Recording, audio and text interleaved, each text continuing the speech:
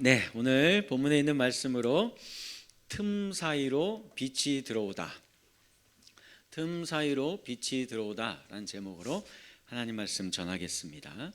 올해 저희 교회 표가 뭔지 아세요? 네, 저기 있죠. 예안 내안, 예수님 내 안에 내가 예수님 안에. 그래서 앞으로 이제 제가 인사할 때 예안 네, 이렇게 인사를 하시면 될 것 같습니다. 요한복음 15장 7절에 있는 말씀을 통해 올 한 해 저와 여러분들이 모두가 다 예수님 안에 거하시고 또 저희도 예수님 안에 우리 안에 예수님을 온전히 모시고 살아갈 수 있는 복된 한 해가 되었으면 좋겠습니다. 왜 우리가 예수님 안에 거하고 예수님을 내 안에 모시며 살아가야 하는 걸까요? 존재가 달라지기 때문에 그렇습니다. 인생 자체가 달라집니다. 삶의 목적과 방향성도 달라지게 됩니다. 여러분들이 예수님과의 만남을 통하여 절대로 잊어버려서는 안 되는 그 무언가를 다시 찾게 되고 회복하게 될 것이며, 예수님과의 만남을 통하여 세상을 이전에 살아왔던 방식과는 완전히 다른 방식과 다른 존재로 살아가게 될 수 있다라는 것입니다. 그것이 무엇일까요? 무엇을 통해 그런 삶이 가능해지는 걸까요? 하나님의 사랑입니다. 하나님의 사랑. 아이고, 또 목사님 또 사랑 타령이네. 교회에서 맨날 그놈의 사랑, 기독교에서 제일 흔한 이야기 아닌가요? 그리고 생각해 보면 꼭 교회에서만 사랑 이야기하는 게 아니라 세상에 나가도 전부 사랑 이야기인데, 노래가 다 사랑 이야기이고, 그림을 그려도 사랑에 대한 그림 제일 많고, 시를 써도 사랑에 대한 시가 많고, 영화나 드라마도 사랑에 대한 거 제일 많이 제작되는 것을 볼 수 있어요. 그런데 뭘 또 거기에다가 하나님의 사랑이라고 해서 뭐가 그렇게 유별나고 특별하다고, 그거 우리가 알면, 그걸 받으면 우리 인생이 완전히 달라질 수 있다, 그런 이야기를 하십니까? 라고 생각할 수 있는데, 맞아요. 정말입니다. 우리의 인생에 절대로 꼭 필요한 것이 하나님의 사랑이에요. 하나님의 사랑이 있으면 완전히 다른 인생으로 바뀔 수 있습니다. 예안내안이란 하나님의 사랑 안에 온전히 거하는 인생이 되는 것을 말합니다. 오늘 본문의 말씀을 통해 이 부분을 우리가 한번 생각해 보도록 하겠습니다. 먼저 34절 말씀 같이 한번 읽어볼까요? 시작. 서로 사랑하라. 내가 너희를 사랑한 것 같이 너희도 서로 사랑하라 말씀하세요. 자, 예수님은 제자들에게 뭐라고 이야기하고 있어요? 서로 사랑하라 말씀하시면서 이거를 세 계명이다라고 이야기를 하고 계세요. 그런데 여러분들, 이게 진짜 새로운 계명인가요?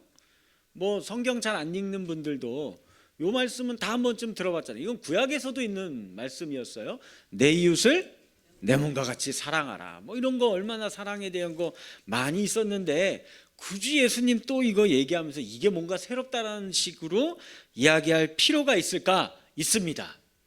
이건 완전히 달라요. 그것은 그동안의 세상에서 이야기하는 사랑은 사랑의 조건에 대해서 이야기하는 거예요. 그러니까 잘 생각해 보시면 우리가 세상에서 하는 모든 대부분의 사랑들은 사랑의 조건에 따라서 그 사랑의 유무가 결정됩니다. 그런데 예수님이 오늘 이야기하시는 이 사랑은 사랑의 기원에 대해서 이야기하는 거예요. 사랑의 근본 본질에 대해서 이야기를 하는 것입니다. 자, 이게 뭔 내용인지 제가 얘기 드릴게요. 요한복음은 사랑에 대해서 기존에 앞에 있는 다른 공관복음이 뭐냐면 마태, 마가, 누가복음이 공관복음서고, 요한복음은 좀 따로 취급합니다. 사랑에 대해 이야기하는 게 결이 좀 다릅니다. 예를 들면 앞에 마태복음에서는 유명한 말씀 중에 하나가 내 이웃을 내 몸과 같이 사랑하라, 이 말씀이 있죠. 그리고 또 하나 사랑에 대한 유명한 말씀이 있죠. 뭐가 있어요? 원수를 사랑하라, 이런 말씀들이 있어요. 너무 아름다운 말씀이지만 솔직히 이 말씀들을 우리 받고 속으로 생각했을 때, 이걸 하라고? 이건 너무 어려운 거 아닌가 하는 생각 안 드셨습니까? 아니 솔직히 이 세상 살면서 내 몸 하나 건사하면서 살기도 너무 바쁘고 힘든데 무슨 내 이웃을 아니 사랑이고 미워하고 이런 거를 나눌 짬도 없어요. 그런 관심을 표현할 그런 여유가 우리 삶에 없잖아요. 그리고 심지어 원수를 사랑하라고요? 아, 뭐, 네? 죽여버려? 주여. 네. 아니 근데 무슨 말 하려고 했지? 네. 우리가 잘 생각해 보시면 원수는 고사하고 내 옆에 있는 진짜 원수 있었네요. 내 옆에. 그죠? 내 남편과 아내 혹은 자녀들을 사랑하는 것도 이것도 때로는 너무 힘들 때가 많잖아요. 내가 너무 피곤하고 지치면 막 귀찮고 사랑이 잘 이렇게 표현이 안 될 때가 많아요. 그런데 어떻게 내가 내 가족도 사랑하기도 힘들고 피곤한데 원수까지 내가 어떻게 신경을 써요? 아이고 하나님 이건 진짜 이렇게까지 우리에게 얘기하는 거는 이건 너무 어렵습니다 라고 생각할 수 있을 것 같아요. 자, 그런데 요한복음에서는 이웃과 원수를 하라는 말 대신에 이렇게 이야기합니다. 같이 한번 읽어볼까요? 시작. 내가 너희를 사랑한 것 같이 너희도 서로 사랑하라. 너희도 서로 사랑하라. 너희끼리 먼저 사랑하래요. 여기서 너희는 누구를 얘기하는 거겠어요? 그 예수님 최후의 만찬 지금 이제 하는 그 순간이거든요. 세족식하고 막 그러다가 이 말씀이 나온 거예요. 거기 있는 12제자들 말하는 겁니다. 니들끼리 먼저 사랑해라 라고 이야기해요. 자, 생각해 봅시다. 공간복음의 이웃사랑은 사실 전제가 하나 붙어 있어요. 요게 사실 아주 당연한 논리입니다. 요게 안 되면 이웃사랑 안 돼요. 이웃사랑을 뭐처럼 하라고 했어요? 네가 네 몸을 사랑하듯이 예요. 이게 전제입니다. 내가 나를 사랑하지 못하면 이웃을 사랑할 수 있어요? 안 됩니다. 요거 불가능해요. 아주 당연한 원리고 상식이에요. 그래서 성경도 이걸 이렇게 표현하고 있는 겁니다. 내가 나 자신을 들여다보세요. 나에 대해서 너무 자주 실망하고 또 짜증나기도 하고 또 내가 나 자신을 생각할 때 막 분노가 치밀어 오를 때 이럴 때 있어요 없어요? 많죠. 근데 그때 내가 이웃을 돌볼 겨를이 있습니까? 없죠. 그렇게 못합니다. 반대로 내가 나에 대해서 너무 병적으로 자기애가 막 하늘 꼭대기까지 올라가 있어요. 그래서 막 내가 최고인 것 같고 내가 천상천하 유아독존인 것 같고 하는 일마다 다 잘 되고 그리고 그걸 이제 나르시시즘이라고 해요. 자기 뽕에 이제 탁 취해 있는 거예요. 그러면 사람들 교만합니다. 그래도 또 이웃이 내 눈에 안 들어와요. 이건 병든 사랑이기 때문에 그렇습니다. 이웃을 향한 온전한 사랑을 펼쳐내기가 어려워요. 사실 현대인들은 내가 나 자신을 사랑하는 방법을 잊어버린 거예요. 여러분들은 사랑한다라고 생각하고 있지만 착각입니다. 마귀가 속아놓은 잘못된 방식으로 사랑하고 있고 그거는 여러분들을 해치는 거예요. 여러분들의 삶을 병들게 만들고 여러분들의 삶을 갉아먹게 만드는 방식으로 지금 여러분들을 사랑한다라고 착각을 하고 있는 겁니다. 제가 그걸 이야기 드릴게요. 여기에서부터 이제 현대인들의 각종 여러 가지 질병이 야기된 것을 볼 수 있는데 우울증이라든지 강박증이라든지 분노조절 장애라든지 각종 스트레스가 발생하는 것을 볼 수 있어요.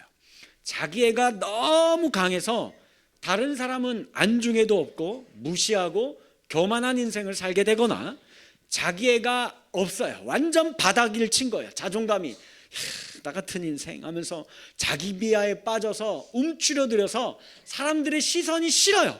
누가 나를 쳐다보는 것만 같아도 신경질이 나는 거예요. 그러면 세상 밖으로 나오지도 못한 애벌레 마냥 그 안에서 그냥 계속 있는 겁니다. 이 날개를 펴고 훨훨 날아가는 나비가 되지를 못하는 거예요. 대부분의 현대인들이 바로 요 양극단 사이를 널뛰게 하고 있는 거예요.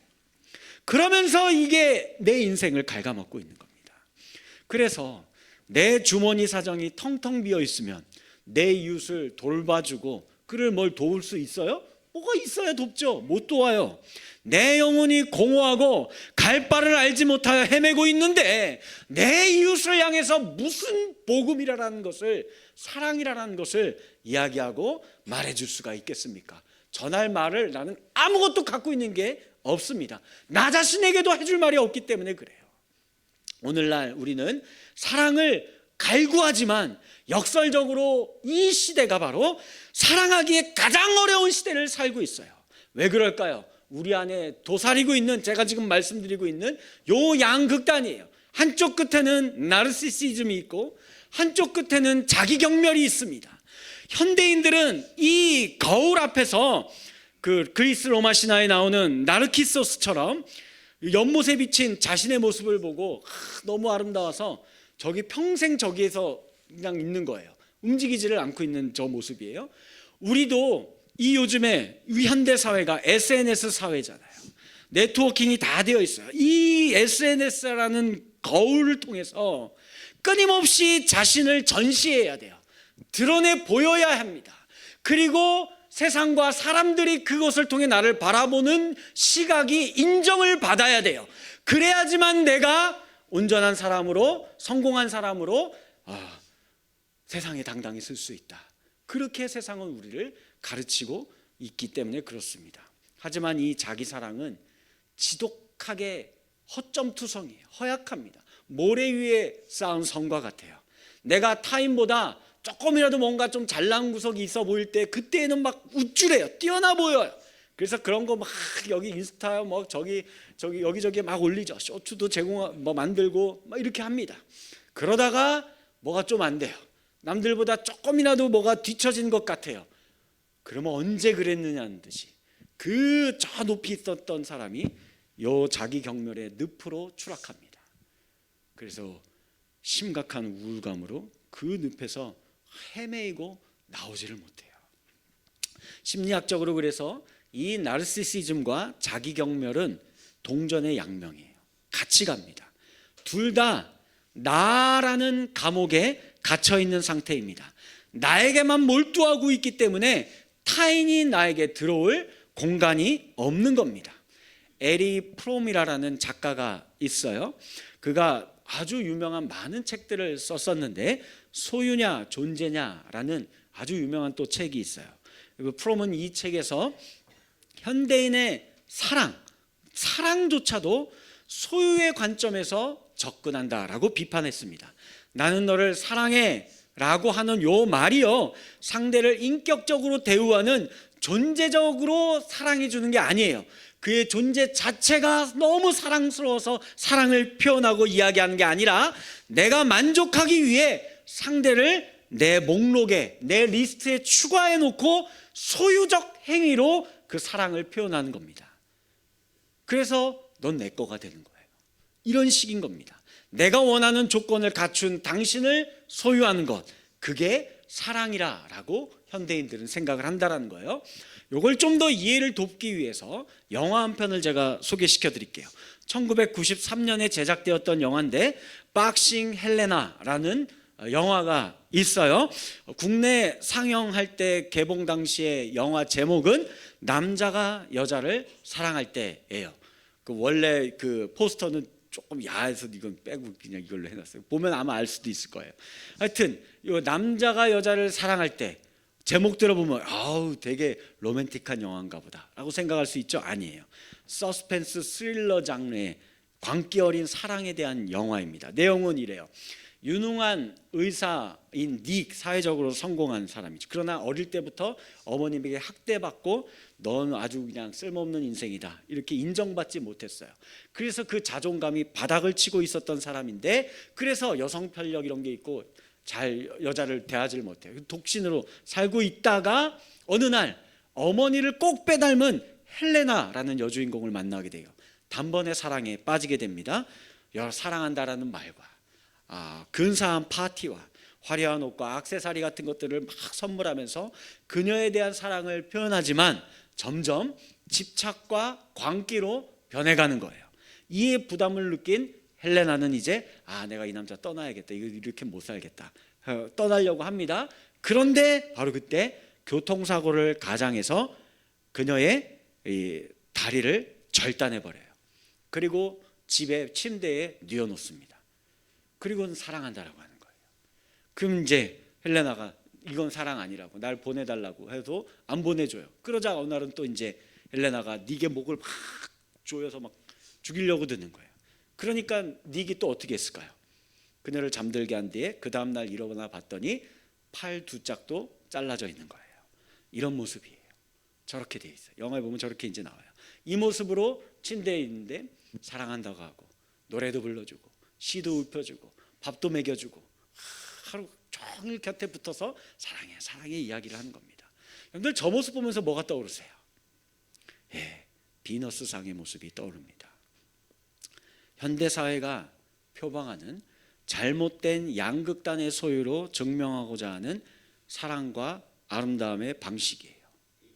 하나님이 본래 저와 여러분들을 창조하신 그냥 그대로의 모습이 가장 아름다운데 이놈의 세상은 악한 마귀 사탄은 그거 안 이쁘다, 다리 잘라내라, 손모가지 잘라내라, 그리고서 우리를 뭘로 만들어요? 저 비너스상의 똑같은 모습으로 만들어냅니다. 저 모습이 돼야 세상에서 인정받는 아름다운 존재다, 성공한 존재다 라고 우리를 유혹합니다. 우리를 공장에서 찍어낸 상품 마냥 저렇게 만들어버리는 것을 볼 수 있어요. 그리고서 우리가 전부 똑같은 모습으로, 비너스의 모습으로, 헬레나의 모습으로 만들어서 세상에 전시해 놓으려고 합니다. 나르시시즘과 자기 경멸적 사랑의 양면에서 우리의 영혼은 심한 고통으로 망가지고 울부짖고 있는 거예요. 정말 안타까운 것은 이 현대 사회에서 우리 부모들이 우리 자녀들을 저꼴로 만들고 있어요. 우리 자녀들의 손을 팔을 다 잘라놓고 다리를 다 잘라놔서 저 비너스 같은 모습으로 만들어 놔야 저게 세상에서 말하는 성공한 사람이라고 하니까, 아름다운 표상이라고 하니까 저렇게 만들려고 하는 겁니다. 원래 태어난 하나님이 가장 아름다운 모습으로 우리 자녀들을 만들어서 이곳에 나오게 하는데 그 모습 그대로 살기를 안 하는 거예요. 오늘 현대사회가 이래야만 이게 좋은 거다, 이래야 이게 성공한 거다, 이래야 알아주는 거다, 나중에 이래야 네가 잘 먹고 잘 살 수 있다 하면서 우리의 자녀들의 손과 발을 다 잘라놓고 있는 겁니다.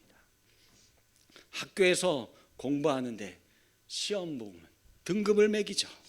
그리고 그 등급으로 좋은 대학으로 진학하는 평가 기준으로 작용합니다.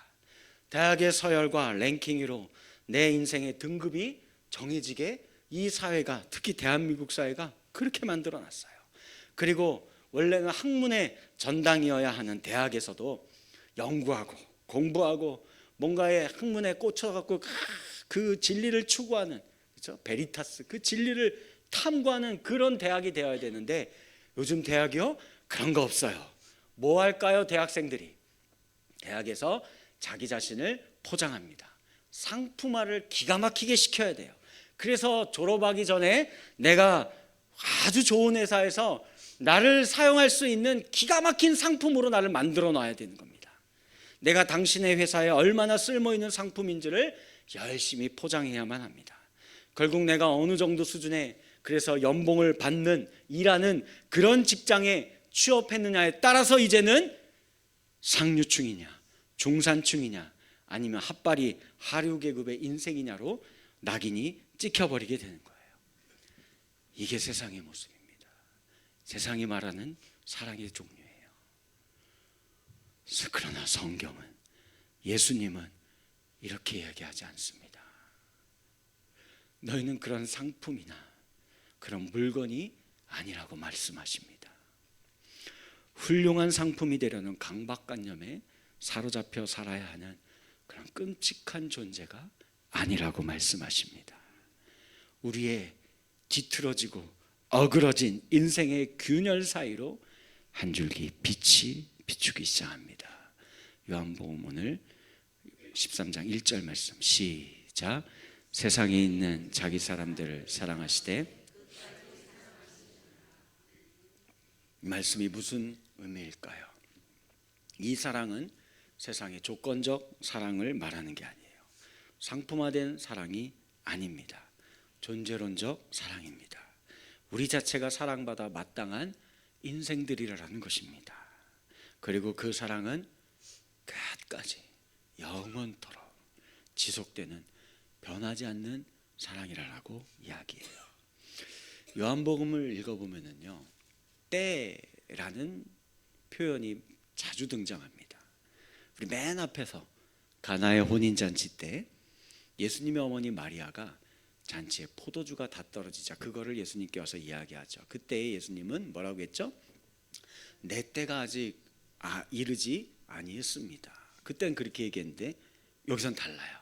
오늘 13장 1절에서 이제 유월절 된 거거든요. 가까이 오고 있거든요. 그래서 유월절 전에, 요 유월절은 어떤 유월절이에요? 예수님이 십자가에 달려 죽는 그 유월절이죠. 예수께서 자기가 세상을 떠나 아버지께로 돌아가실 때가 이른 줄 알고 십자가에 달려 죽을 때를 알았다라는 거예요. 예수님이 이렇게 우리를 사랑해 주고 계시는 겁니다. 끝까지 사랑하시느니라.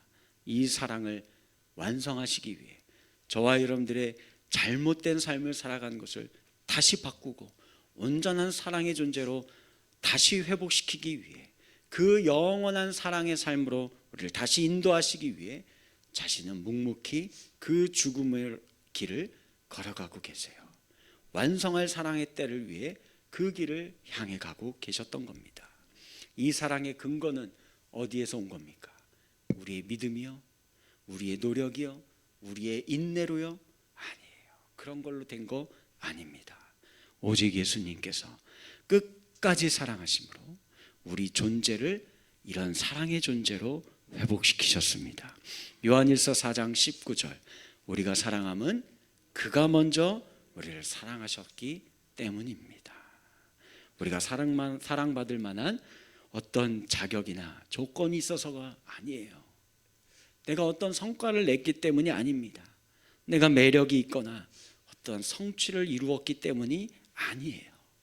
일방적으로 그냥 우리에게 다가오셔서 우리를 사랑하시고 이 사랑받는 것에서 이제부터 우리의 인생 자체가 이제는 완전히 다른 인생으로 살아갈 수 있게 되는 겁니다. 내가 무엇을 해야만 가치 있는 인생이 되는 거 아닙니다. 나는 하나님의 사랑을 받고 있는 존재이기 때문에 이 세상에서 둘도 없는 가장 소중하고 가치 있는 존재라는 거, 이게 복음이에요. 이걸 꼭 믿으실 수 있는 저와 여러분들 되기를 주님의 이름으로 간절히 축복합니다. 병들어 요양병원에 누워있는 어르신들, 내 삶이 이제 이게 뭐냐 무기력하게 느껴지는 그런 마음이 엄습해 올 때가 있는데 아니에요.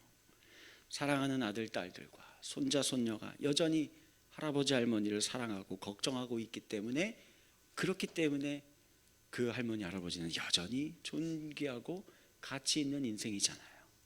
학교에서 공부도 못하고 운동도 못하고 주목받지도 못하고 아싸로 살아가며 자기 경멸에 늪에 빠진 학생들이 있습니까? 여러분들, 때로는 우리 부모님들이 공부하라고 잔소리를 해도요, 여러분들의 부모님들은 그저 우리 자녀들이 건강하게만 자라준 거, 그거 하나만으로도 너무 고맙게 여기고 감사해 하고 있어요. 그러니 그런 사랑받고 있는 것 자체만으로도 여러분들은 세상에서 가장 아름답고 존귀한 존재임을 잊지 말으셨으면 좋겠습니다. 제가 10여 년 전에 부목사 시절에 가정의 달을 맞이해서 교회에서 화려한 카네이션 화분을 하나 선물 받았습니다. 그걸 들고 이제 퇴근해서 집에 와보니 유치원에 다녀온 딸이 뭘 만들어 왔을까요? 색종이로 카네이션을 만들어 왔는데 책가방에 넣어오다가 다 구겨져 온 것을 받았습니다. 만약에 제가 둘 중 하나를 선택해야 한다면 뭘 선택할 것 같습니까? 고민할 필요도 없죠. 딸의 사랑이 담긴 구겨진 색종이 카네이션이 훨씬 가치 있고 존귀한 것을 우린 누구나 다 알고 있습니다. 사랑이 나의 존재 자체의 값어치를 완전히 다른 존재로 만들어준다는 사실을 기억하시기 바라겠습니다. 오늘 본문에서 예수님이 제자들을 모아놓고 그 유명한 세족식을 행하는 장면이 나와요. 베드로 차례가 되자 베드로가 어떻게 했을까요? 아이, 얼른 닦아주세요 이렇게 했을까요? 아니에요. 8절 말씀 시작. 베드로가 이르되 절대로 씻지 못하리이다. 이게 무슨 말일까요? 아유, 어떻게 저 같은 것에 발을 겸손해서요? 아니, 미안해서? 아닙니다. 이거 분노하고 있는 거예요. 이보쇼, 내가 그 예전에 업으로 사느라 이 천한 직업 갖고 정말 많은 사람들에게 업신여긴당하고 자존감 다 박살나고 그냥 하다못해 마지못해 사는 기어다니는 그런 벌레 같은 인생 살다가 내가 당신 만나보니까 야, 이거 이제 당신 따라다니면 인생 피겠구나 생각이 들어서 다 때려치고 3년간 당신의 손발이 되어서 죽도록 따라다녔는데 그 결과가 이거라고? 어부보다도 훨씬 못한 종이나 하인들이나 하는 이런 짓거리나 나보고 하라는 거야? 하면서 베드로가 신경질 내는 거예요. 분노하고 있는 겁니다. 잘못 이해하고 있었던 거죠. 많은 그리스도인들이 여전히 이와 같은 실수를 같이 범합니다. 예수를 믿고 신앙생활 잘하면서 열심히 살면 내가 세상에서도 승승장구하고 세상의 1%가 되어서 파워를 갖추게 되고 그래서 사람들이 나를 존중해주고 주목받고 하나님 나라에도 영광이 되고 막 이런 거 바라면서 신앙생활 하시죠? 아니에요. 그거 아닙니다. 우리는 사랑한다고 말하면서 사실은 나의 결핍을 채우기 위해 그냥 상대를 이용하고 있는 거예요. 심지어 그러니까 누구까지 이용하는 거예요? 하나님까지 이용하는 겁니다. 예수님께서 말씀하십니다. 내가 너희를 사랑한 것 같이 라고 말씀하신 이유는 우리의 이런 소유욕적 사랑으로는 우리 삶의 이 뒤틀린 균열과 틈을 메울 수 없다는 것을 가르치고 계십니다.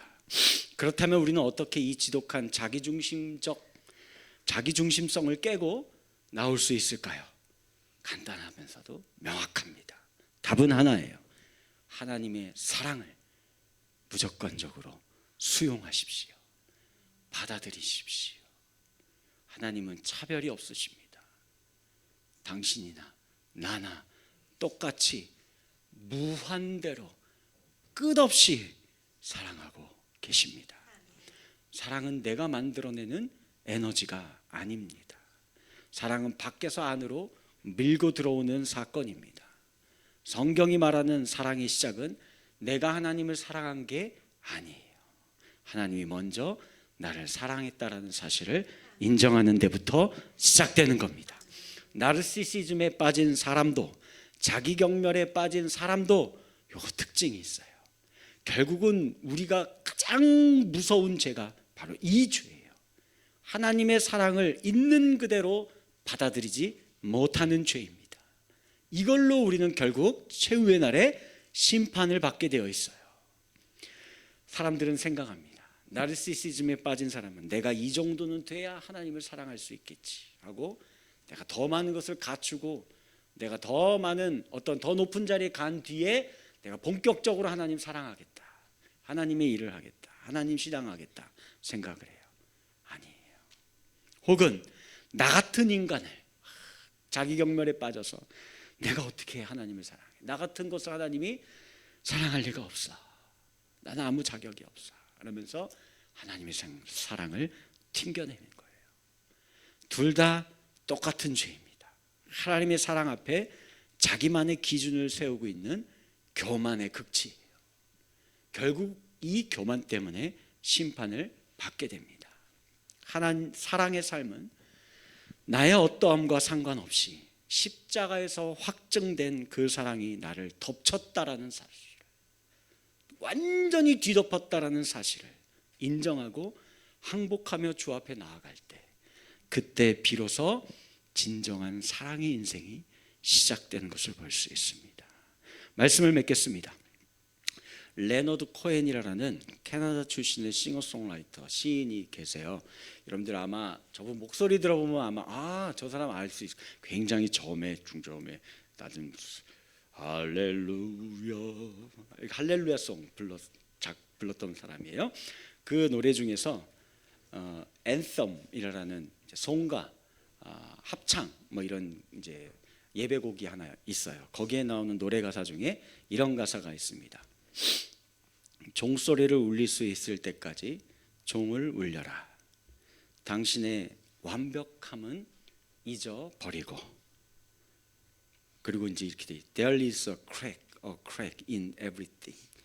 모든 것에는 갈라진 틈이 있기 마련이다. That's how the light gets in. 그 틈새를 통하여 반드시 빛이 들어온다. 그 빛은 누구입니까? 예수 그리스도예요. 우리 여기 계신 어떤 인생도 이 틈이 없는 인생이 있어요? 없어요. 근데 그걸 메우고 완벽해 보이려고 그만해요. 좀 안 그래도 된다고요. 예수님은 우리를 이미 그런 존재로 바라보고 우리에게 있는 틈을 메워주기 위해 자신의 생명도 내어주시고 계십니다. 여러분이 하나님의 사랑을 존재적으로 받아들일 때 여러분은 더 이상 상대를 내 만족의 도구로 소유하고 소비시키려고 하는 삶을 살지 않아도 됩니다. 왜냐하면 이젠 나는 충만한 존재가 되었기 때문에요. 그때 비로소 우리는 세상을 향해, 이웃을 향해, 타인을 향해 내가 뭘 굳이 안 해도 나는 충만해서 저절로 흘러넘치고 있는 인생이기 때문에 내가 뭘 가져서 하는 게 아니라 내가 갖고 있는 소유로 남을 사랑하는 것이 아니라 이 존재적인 사랑으로 내 이웃을 사랑하며 살 수 있게 됩니다. 세상은요, 똑똑한 사람을 보고 저 사람 똑똑한 기독교인이네 하면서 교회에 나오지 않아요. 성공한 그리스도인을 보고 감동을 받지 않습니다. 오직 하나, 뭘까요? 오늘 본문의 말씀, 너희가 서로 사랑하면 이로써 모든 사람이 너희가 내 제자인 줄 알리라. 세상이 그때서야 비로소 저 사람들이 예수의 제자구나 라는 것을 알게 될 것입니다. 나르시시즘의 거울을 깨트리세요. 자기 경멸의 감옥에서 나오시기 바랍니다. 그리고 오늘 나를 향해 쏟아지는 하나님의 그 압도적인 사랑을 그냥 수용하세요. 받아들이세요. 그 사랑에 젖어들 때 여러분들 곁에 있는 사람을 소유가 아닌 존재 자체로 사랑하며 살 수 있게 될 것입니다. 그것이 바로 세상이 감당치 못할 그리스도의 제자들이 세상에 하나둘 나타나게 되는 놀라운 역사라는 사실을 믿으시고 우리 모든 수원고색 평강교회 성도 여러분들이 이런 존재들이 되어지기를 주님의 이름으로 간절히 축원합니다.